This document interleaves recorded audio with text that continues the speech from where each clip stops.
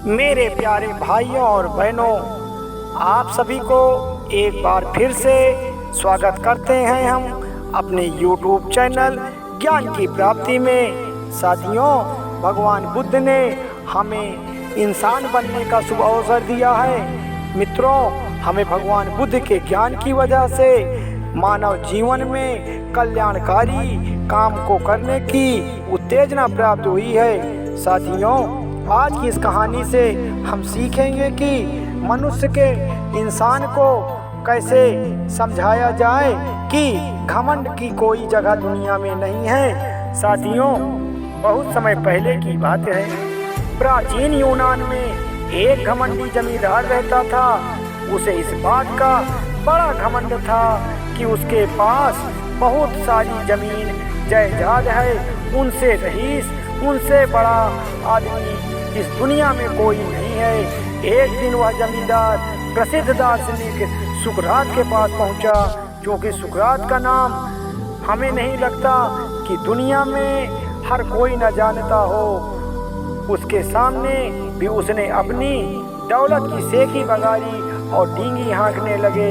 सुकरात कुछ समय तक तो धैर्य से उनकी बात सुनी, लेकिन जब उस जमींदार ने रुकने का नाम ही नहीं लिया तो सुकरात ने सोचा कि उसे सत्य के दर्शन कराना जरूरी है, क्योंकि उसके अंदर एक घमंड जैसी बीमारी उत्पन्न हो गई है। साथियों, सुकरात चूंकि बहुत बुद्धिमान प्राणी था, बहुत बड़ा विद्वाता था, उसने कहा कि एक पृथ्वी का नक्शा निकालकर जमींदार के सामने फैला दिया और पूछा, इसमें देखकर बताओ कि यूनान कहाँ है। नक्शे में यूनान की जगह पर एक छोटा गोला बना हुआ था, जिस पर अमीर जमींदार ने हाथ रख दिया।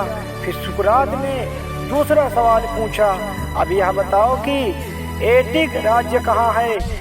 एटिक राज्य के स्थान पर नक्शे में केवल एक बिंदु था। जमींदार ने थोड़ा खोजने के बाद उस बिंदु पर हाथ रखकर बता दिया कि वहाँ पर एटिक राज्य लिखा तो नहीं है, लेकिन इस बात की संभावना है कि यही एटिक राज्य होगा। इसके बाद सुकरात ने उस घमंडी जमींदार से तीसरा सवाल पूछा, अब यह बताओ कि वह भूमि कहाँ है जिससे तुम स्वामी हो, जिसके तुम महाराजा हो। जमींदार ने गुस्से में आते हुए कहा, मेरी जमीन इस नक्शे में कैसे देखी जा सकती है। अब पूरा राज्य ही एक बिंदु के बराबर है, तो मेरी जमीन तो उससे भी छोटी है, वह तो एक बिंदु से भी छोटी है, इसलिए तो वह यहाँ लाख खोजने पर भी नहीं मिल सकता। सुकरात मुस्कुराए और बोले, एक तुम्हारे पास इतनी कम जमीन है कि पृथ्वी के नक्शे पर एक बिंदु जैसी भी छोटी सी चीज नहीं दिख पा रही है, तो फिर इस घमंड का इतना डींग क्यों हाँकते हो, इतना बड़ा घमंड तुम क्यों करते हो। साथियों, उस घमंडी इंसान की आंखें खुल गई। उन्होंने सुकरात के सामने हाथ जोड़कर विनती की कि हे प्रभु, मुझसे गलती हो गई, मुझे क्षमा करें। वैसे सही ज्ञान जब तक इंसान को नहीं प्राप्त होता है, उसको लगता है कि दुनिया में उनसे बुद्धिमान प्राणी कोई नहीं है। मित्रों, आज की छोटी सी कहानी के माध्यम से आपको हम यह जानकारी देना चाह रहे थे कि मनुष्य को मनुष्य बनने में अगर सही ज्ञान मिल जाए तो क्षणिक समय नहीं लग सकता। आप सभी प्रबुद्ध जनों को एक बार फिर से सादर नमो बुद्धाय।